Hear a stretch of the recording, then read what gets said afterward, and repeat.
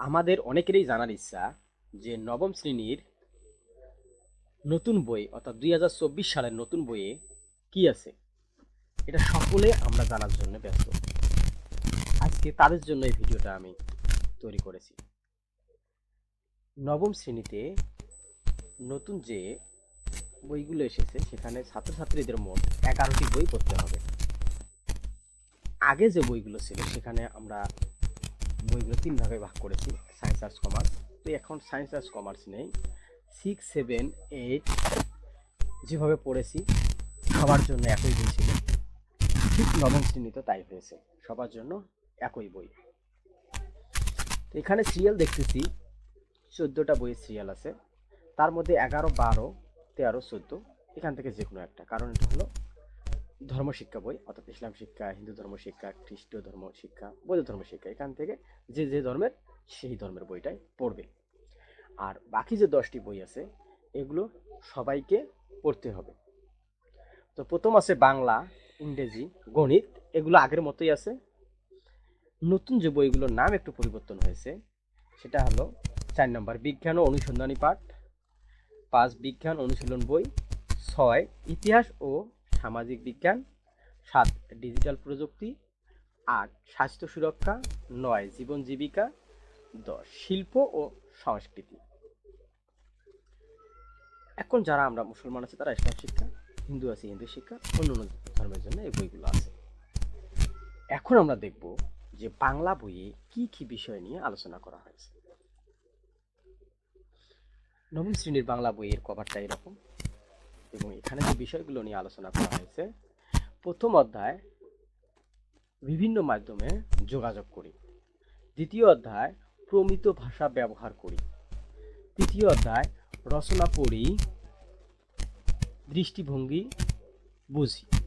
তো এই যে বিষয়গুলো যাদের জানার ইচ্ছা তারা সুন্দর করে দেখে নিতে পারো, স্ক্রিনশট দিতে পারো বা পড়ে নিতে পারো। আবার বই তো আমরা নতুন বই পেয়েছি, বইও আমরা দেখতে পারি। চতুর্থ অধ্যায় ব্যাকরণ মেনে লিখতে শিখি, পঞ্চম অধ্যায় বিবরণমূলক ও বিশ্লেষণমূলক রচনা লিখি, ষষ্ঠ অধ্যায় সাহিত্য পড়ি, সাহিত্য লিখি, সপ্তম অধ্যায় আলোচনা করি, ভিন্ন মত বিবেচনায় নেই। এখন প্রথম অধ্যায়ে তো শুধু যে একটাই বলা আছে বিভিন্ন মাধ্যমে যোগাযোগ করি। এখন দ্বিতীয় অধ্যায়ের মধ্যে 3টি পরিচ্ছেদ আছে। প্রথম পরিচ্ছেদে ধ্বনির উচ্চারণ, দ্বিতীয় পরিচ্ছেদে আছে শব্দ ও বাক্যের উচ্চারণ, তৃতীয় পরিচ্ছেদ লিখিত ভাষায় প্রমিত রীতি। তৃতীয় অধ্যায়ে কি কি আছে: প্রায়োগিক লেখা, বিবরণমূলক রচনা, তথ্যমূলক রচনা, বিশ্লেষণমূলক রচনা, কল্পনা নির্ভর লেখা। চতুর্থ অধ্যায়ে কি কি বিষয় আলোচনা করা হয়েছে সেটা একটু দেখি: শব্দ, বাক্য, শব্দের অর্থ, বানান ও অভিধান। তারপরে পঞ্চম অধ্যায় এটা বিবরণমূলক ও বিশ্লেষণমূলক রচনা লিখি। এগুলো আমরা বইয়ের ভিতরে কি আছে এই বিষয়গুলো আমরা পরবর্তীতে ওই প্রতিটা বই নিয়ে আলোচনা করব, তখন আমরা এগুলো বলে দিব।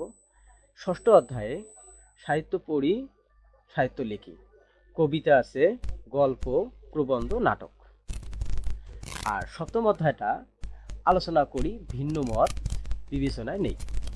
তো আজকে আমরা শুধু বেসিক একটু জানবো, প্রতিটা বইয়ে কি কি আছে সে জিনিসগুলো একটু দেখি। ইংলিশ বই কি কি আছে সেগুলো হলো, আমাদের ইংলিশ বইয়ের কভার হলো এটা, দেখতে এরকম। এখন এখানে ইংলিশ বইয়ের মধ্যে 13টি লেসন আছে।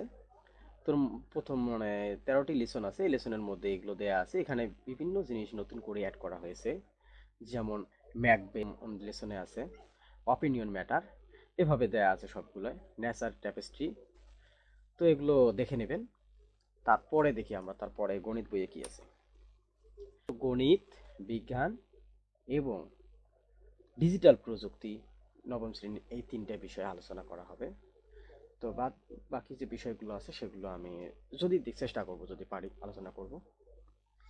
তো এখন নবম শ্রেণী গণিত বইয়ে কি কি আছে নবম শ্রেণীর গণিত বইয়ের কভারটা দেখতে এরকম। এখন নবম শ্রেণীর অভিজ্ঞতা শিরোনাম, আগে কিন্তু এখানে ছিল যে অধ্যায়ের নাম বা শিরোনামের নাম এই ধরনের কিছু ছিল, এখানে দিচ্ছে অভিজ্ঞতা শিরোনাম। তো প্রথমে প্রাত্যহিক জীবনে সেট অর্থাৎ সেটের ব্যবহার আলোচনা করা হয়েছে প্রথম অধ্যায়ে। অনুক্রম ও ধারা, লগারিদমের ধারণা ও প্রয়োগ, প্রকৃতি ও প্রযুক্তিতে বহুপদী রাশি, বাস্তব সমস্যা সমাধানে সহ সমীকরণ, পরিমাপের ত্রিকোণমিতি, কৌণিক দূরত্ব পরিমাপের ত্রিকোণমিতি, সুষম ও যৌগিক ঘনবস্তু পরিমাপ, বিস্তার পরিমাপ। গণিতে মোটামুটি ভালোই অনেক কিছু দিয়েছে, তারপরও যে বিষয়গুলো আছে আমাদের প্রায় সব বিষয়গুলো আছে। তো আমরা যখন গণিতে পড়ানো শুরু করব বা গণিত পড়তে শুরু করব, গণিত নিয়ে আলোচনা করতে শুরু করব, তখন এই বিষয়গুলো নিয়ে আরো বিস্তারিত আলোচনা করব। আজ আমরা শুধু বেসিক শিরোনামগুলোই জেনে একটু মুগ্ধ হই, তারপরে আমরা আস্তে আস্তে ইনশাআল্লাহ বইয়ের খুঁটিনাটি সবকিছু জানার চেষ্টা করব। বিজ্ঞান নবম শ্রেণী অর্থাৎ বিজ্ঞান অনুসন্ধানী পাঠ, এটাও বিজ্ঞান দুইটা, একটা হলো অনুশীলন বই আর একটা হলো অনুসন্ধানী পাঠ। তো বিজ্ঞান অনুসন্ধানী পাঠে কি কি আছে? বল, চাপ ও শক্তি, এটা হলো প্রথম অধ্যায়ে আছে। দ্বিতীয় অধ্যায় তাপমাত্রা ও তাপ, আধুনিক পদার্থবিজ্ঞান, পদার্থের অবস্থা, পদার্থের গঠন, পর্যায় সারণী, রাসায়নিক বন্ধন, জিন তত্ত্ব ও বংশবিদ্যা, এই বিষয়গুলো নিয়ে অনুসন্ধানী পাঠে আলোচনা করা হয়েছে। বিজ্ঞান অনুশীলন বইয়ে কি কি বিষয়ে আলোচনা করা হয়েছে? প্রথম অধ্যায়ে খেলার মাঠে বিজ্ঞান, বায়ু দূষণ, আমার বংশলতিকা, কত রকম বাড়িঘর, একদিনে পৃথিবীর ইতিহাস, শরীর নামের অবিশ্বাস্য যন্ত্র, কৃষি ও পরিবেশ, বিন্দু থেকে মহাবিশ্ব, এই বিষয়গুলো আলোচনা করা হয়েছে। ইতিহাস ও সামাজিক বিজ্ঞান নবম শ্রেণী, এই বইটার মধ্যে কি কি বিষয়গুলো আলোচনা করা হয়েছে সেটা একটু আমরা এক নজর দেখে নিই।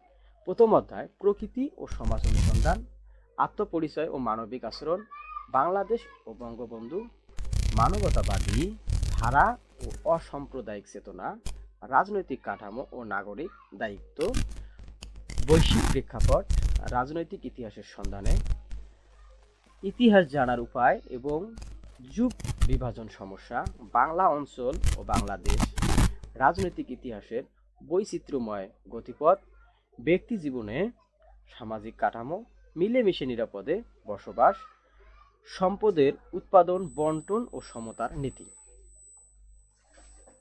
এই বিষয়গুলো ইতিহাস ও সামাজিক বিজ্ঞান বইয়ে আলোচনা করা হয়েছে। ডিজিটাল প্রযুক্তি নবম শ্রেণী, ডিজিটাল প্রযুক্তি বইয়ে কি কি বিষয়ে আলোচনা করা হয়েছে তার শিরোনামগুলো আমরা একটু দেখি। প্রথম অধ্যায় ডিজিটাল আগামীর প্রস্তুতি, দ্বিতীয় অধ্যায় সাইবার ঝুঁকি সম্পর্কে জানি, তথ্য নিরাপত্তা নিশ্চিত করি, তৃতীয় অধ্যায় নাগরিক সেবায় স্বচ্ছতা ও জবাবদিহিতা, চতুর্থ অধ্যায় সমস্যা সমাধানে প্রোগ্রামিং, চলো নেটওয়ার্ক বানাই, এটা হলো পঞ্চম অধ্যায়, ষষ্ঠ অধ্যায় ডিজিটাল প্রযুক্তি এবং বৈচিত্র্য। স্বাস্থ্য সুরক্ষা নবম শ্রেণী, স্বাস্থ্য সুরক্ষা বইয়ে কি কি বিষয় আলোচনা করা হয়েছে সে বিষয়গুলো আমরা একটু দেখি। প্রথম অধ্যায় মিডিয়া ব্যবহারে যত্নবান হই, দ্বিতীয় অধ্যায় স্বাস্থ্য অধিকার চর্চায় সচেতন হই, সহজে স্বাস্থ্যসেবা পাই, তৃতীয় অধ্যায় সব বাধা পেরিয়ে চলো যাই এগিয়ে, আপন আলোয় হই আলোকিত, শুদ্ধাচার চর্চা করি, মজাদার জীবন গড়ি, মন জাহাজের নাবিক, তারপরে আছে সমঝোতার শিক্ষা নেব, সবাই মিলে জয়ী হব, শেষে যে অধ্যায়টা আছে সেটা হলো মনোবন্ধু। তো এই অধ্যায়গুলোর মধ্যে কি কি আলোচনা করা হয়েছে সেগুলো আমরা পরবর্তীতে প্রতিটা অধ্যায় ভিত্তিক পার্ট বাই পার্ট আলোচনা করব ইনশাআল্লাহ। জীবন ও জীবিকা নবম শ্রেণী, এই বইয়ের মধ্যে মাত্র 3টি অধ্যায় নিয়ে আলোচনা করা হয়েছে। আর্থিক ভাবনা, উদ্যোক্তা হিসেবে যাত্রা, আর তৃতীয় যে অধ্যায়টা আছে স্বপ্নের কেরিয়ার সাজাই।